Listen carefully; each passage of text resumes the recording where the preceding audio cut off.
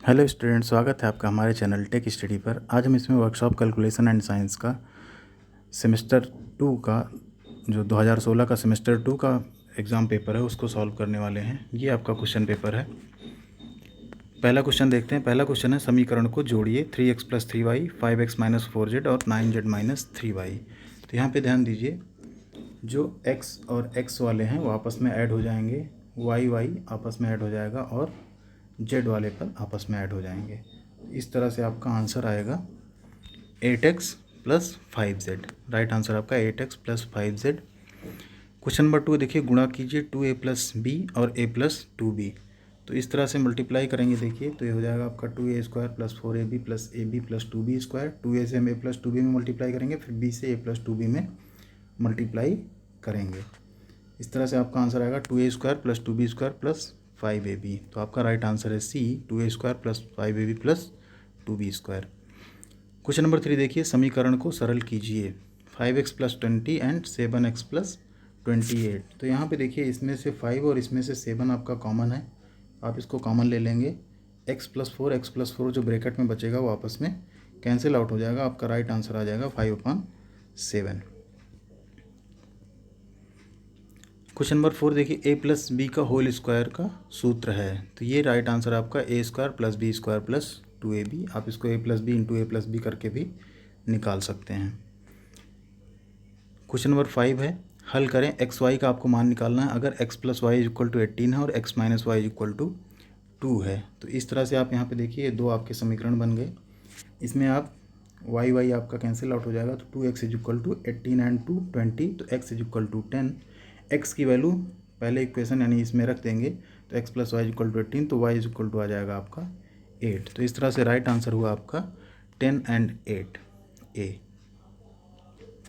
Question number 6 देखिए, kelvin इकाई है। तो केल्विन जो है आपकी वो तापमान नापने की यूनिट होती है, टेम्परेचर नापते हैं। इसमें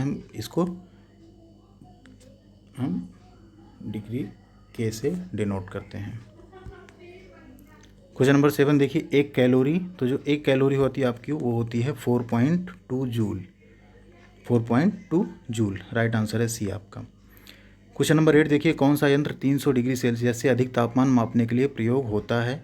तो आपका राइट आंसर है पायरोमीटर। जब भी हमारा टेम्परेचर ज़्यादा होता है तो हम उसको पायरोमीटर से मेज़र करते हैं। क्वेश्चन नंबर 9 देखिए, संपर्क द्वारा ऊष्मा ऊर्जा का संचरण कहलाता है। तो आपका जो संपर्क यानी कांटेक्ट से अगर ऊष्मा ऊर्जा का संचरण यानी प्रवाह होता है तो उसको हम बोलते हैं चालन। क्वेश्चन नंबर 10 है आपका, र्यूमर स्केल में पानी का क्वथनांक है। तो र्यूमर स्केल जो है आपका जो टेम्परेचर नापने की स्केल होती है, एक होती है सेल्सियस स्केल, एक फ़ारेनहाइट स्केल, एक र्यूमर स्केल। तो इन सब में ये आप यहाँ पे देख सकते हैं, ये आपका फ़ारेनहाइट, ये आपका फ़ारेनहाइट स्केल। इसमें पानी का क्वथनांक कितना होता है, 212 डिग्री फ़ारेनहाइट। र्यूमर में आपका होता है 80 डिग्री र्यूमर। डिग्री सेल्सियस में आपका होता है 100 डिग्री सेल्सियस। तो आपका यहाँ पे राइट आंसर होगा 80 डिग्री र्यूमर। क्वेश्चन नंबर 11 देखिए, वृत्त की परिधि 44 सेंटीमीटर है, तो इसका क्षेत्रफल ज्ञात कीजिए। पाई का मान रखना है हमको 22/7। यहाँ पे ध्यान दीजिए, वृत्त की परिधि होती है 2πr। तो यहाँ पे 2 × 22/7 × r। r हमको दिया हुआ है कितना,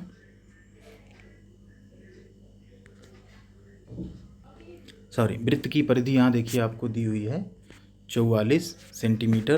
तो यहाँ से आप r की वैल्यू निकालेंगे, 22 दूना 44 होता है आपका, 44 कैंसिल आउट हो जाएगा। r कितना हो जाएगा आपका 7। अब आपको निकालना है क्षेत्रफल। तो क्षेत्रफल होता है πr²। तो 22/7 × r यानी 7 × 7, तो आपका आएगा 154। इस तरह से यहाँ पर आपका right answer 154 centimetre square. Question number 12 देखिए, 20 सेंटीमीटर आधार तथा 8 सेंटीमीटर ऊंचाई वाले समबाहु त्रिकोण का क्षेत्रफल ज्ञात कीजिए। समबाहु त्रिकोण, यहाँ ध्यान दीजिए, समबाहु त्रिभुज ना लिख के आप इंग्लिश वाला क्वेश्चन पेपर देखिए। इसमें लिखा है राइट एंगल ट्रायंगल, यानी कि आपका ये एक समकोण चतुर्भुज है, सॉरी समकोण त्रिभुज है। राइट एंगल मतलब समकोण। वहाँ पे समबाहु लिखा है जो कि गलत है, क्योंकि 8 सेंटीमीटर ऊंचाई। तो यहाँ पे अगर इसको हम सॉल्व करेंगे तो एरिया होता है समकोण त्रिभुज का 1/2 बेस यानी आधार into height. 1/2 into base into height. 1/2 20 × 8 आप करेंगे तो कितना आ जाएगा आपका 80 सेंटीमीटर स्क्वायर। तो आपका राइट आंसर यहाँ पे है 80 सेंटीमीटर स्क्वायर। क्वेश्चन नंबर 13 देखिए, एक 10 मीटर लंबे, 12 मीटर चौड़े तथा 5 मीटर ऊंचे घनाभ आकार के डिब्बे का आयतन ज्ञात कीजिए। तो जो घनाभ का आयतन होता है वो होता है LBH, यानी लंबाई गुणे चौड़ाई गुणे ऊंचाई। तो आप 10, 12 और 5 यहाँ पे रख देंगे वैल्यू, तो आपका राइट आंसर आएगा 600 मीटर क्यूब। आयतन है तो आयतन का मात्रक क्यूब। क्वेश्चन नंबर 14 देखिए, गोलाकृति के कुल पृष्ठ क्षेत्रफल का सूत्र है। तो जो गोल आकृति होती है इस तरह से, जो स्फेयर होता है उसका जो टोटल सरफेस एरिया होता है वो होता है 4πr स्क्वायर। आपका राइट आंसर है 4πr स्क्वायर। क्वेश्चन नंबर 15 देखिए, 120 सेंटीमीटर स्क्वायर आधार क्षेत्रफल तथा 16 सेंटीमीटर ऊंचाई वाले सिलेंडर का आयतन ज्ञात कीजिए। तो यहाँ पे आपका इस तरह से आप सिलेंडर का आयतन होता है एरिया इंटू हाइट। एरिया है 120, हाइट है 16, तो राइट आंसर है आपका 1920 सेंटीमीटर क्यूब। क्वेश्चन नंबर 16 देखिए, रेजिस्टेंस की इकाई है। तो रेजिस्टेंस की जो इकाई होती है वो होती है ओम। क्वेश्चन नंबर 17, निम्न में से कौन सा संचालक है। संचालक यानी कंडक्टर कौन सा है। तो जो कॉपर है ये इसमें से कंडक्टर है आपका। बाकी पोर्सिलिन, वुड और रबर जो है वो कंडक्टर नहीं होते, वो कुचालक होते हैं। क्वेश्चन नंबर 18 देखिए, बैटरी या सेल से किस प्रकार का करंट उत्पन्न होता है। तो बैटरी से जो भी बैटरी या सेल से जो करंट उत्पन्न होता है वो होता है हमारा डायरेक्ट करंट यानी कि DC। क्वेश्चन नंबर 19 है, विद्युत शक्ति मापने के लिए किस मीटर का उपयोग किया जाता है। तो जो विद्युत शक्ति यानी पावर नापने के लिए जो मीटर होता है उसको हम बोलते हैं वाट मीटर। एमीटर से आप करंट नापते हैं, वोल्ट मीटर से आप वोल्टेज नापते हैं और ओम मीटर से आप प्रतिरोध नापते हैं। तो जो वाट मीटर ये क्या है, विद्युत शक्ति नापने का मीटर है। क्वेश्चन नंबर 20 है, समांतर जुड़े सर्किट में प्रत्येक रेजिस्टेंस के चारों ओर वोल्टेज, तो वोल्टेज जो होता है वो समान रहता है अगर समांतर क्रम में रेजिस्टेंस जुड़े हैं तो। क्वेश्चन नंबर 21 है देखिए, 1/3 पाई रेडियन का मान। तो यहाँ पे ध्यान दीजिए, जो पाई की वैल्यू होती है वो होती है 180 और ये है 1/3।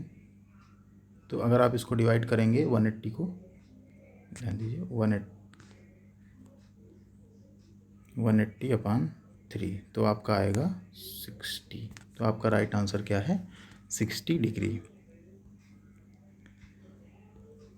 क्वेश्चन नंबर 22 देखिए, यदि cos theta is equal to 1/√2 तो tan थीटा का मान ज्ञात कीजिए। यहाँ पे आप ध्यान दीजिए, आप दो तरह से निकाल सकते हैं। cos theta is equal to 1/√2 है, तो अगर cos थीटा की आप टेबल देखेंगे तो उसमें cos थीटा 1/√2 जो वैल्यू होती है वो होती है cos 45 की, यानी कि थीटा यहाँ पे है 45 डिग्री। तो आप डायरेक्ट देख सकते हैं tan 45 का वैल्यू होता है 1, या आप इसको जो एक फार्मूला होता है LAL/KKA, इस फार्मूले पे आप रख सकते हैं। तो cos थीटा आता है आपका आधार बटे कर्ण, यानी 1/√2 जो है आपका √2 कर्ण है और 1 जो है आपका आधार है। तो आप यहाँ से लंब निकाल सकते हैं, जो होगा कर्ण का स्क्वायर माइनस आधार का स्क्वायर।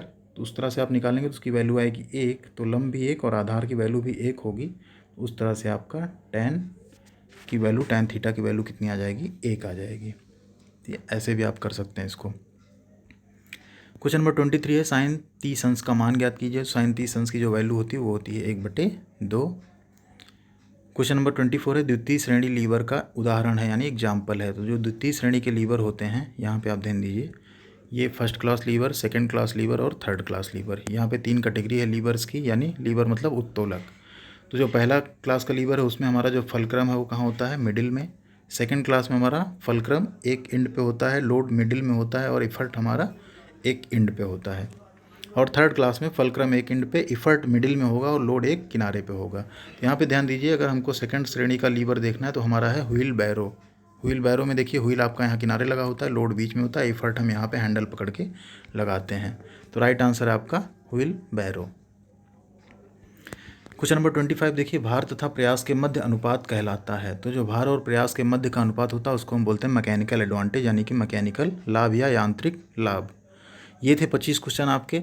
अगला क्वेश्चन है आपके लिए जिसका आंसर आपको करना है कमेंट बॉक्स में। ये है आपका SI पद्धति में द्रव्यमान का मात्रक है। 3 ऑप्शन है, ग्राम, सेंटीग्राम, मिलीग्राम और किलोग्राम। राइट आंसर आपको ABCD जो भी हो आपको कमेंट बॉक्स में कमेंट करना है।